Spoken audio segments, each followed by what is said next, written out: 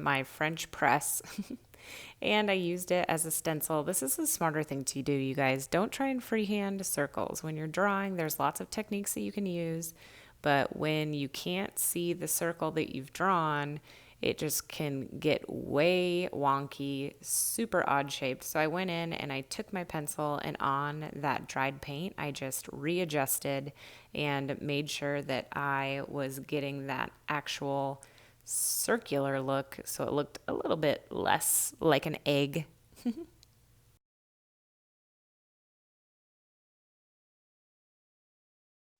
The second thing that I realized was that I had actually done my sun and my sky backwards. So here I'm just adding a layer so that it's dark enough that it will cover, and then I had to readjust. So here I'm fixing where I made the mistake in the first place of not sketching out my circle, and then I needed to go back and readjust my sun and my sky on the left side just so that the colors weren't backwards. 82 coats later, and boom, we're good. I wanted the sky to have a gradient, so it was like a sunrise and a sunset. So I went and painted an additional layer of the base color and then just started adding in those light colors and started fading them in to create that gradient. On the sunny side, I used yellow, orange, and then I used a little bit of pink, but I found that the pink didn't give enough of the difference that I was looking for from the rock formations in the background. So eventually I came back in with some red and touched that up on that corner. Then I went in and smoothed some of the edges and then moved on to my night scene where I did the same. I put a layer down of the color that I used on the background, and then I started to add the colors that I wanted, which I used purple and blue. I like that teal color that I used on the rock formations, but I didn't want to see that in the sky, so I just stuck to the purple and the blue.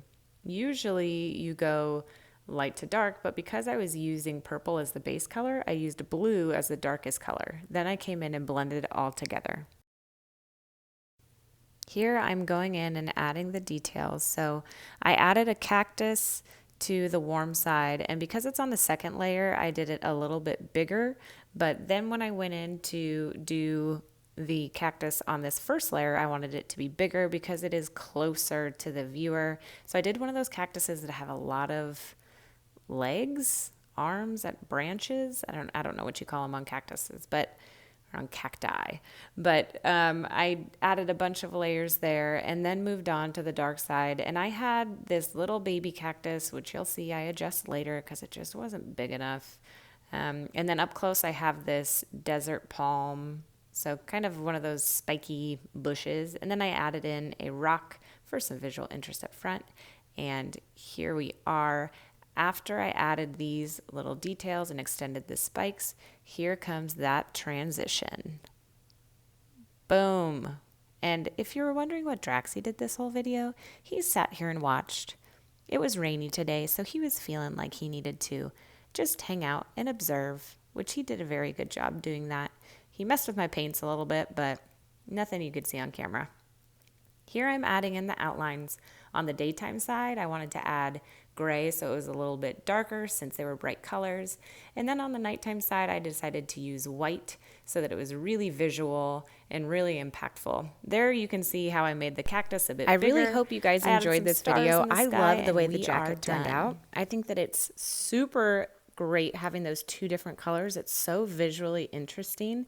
If you guys have any suggestions as to what I should do next, what kind of painting on denim I should do as far as themes or colors or, you know, anything that you've seen that's really cool, I'm willing to give it a try. So put it down in the comments. Let me know what you think I should do.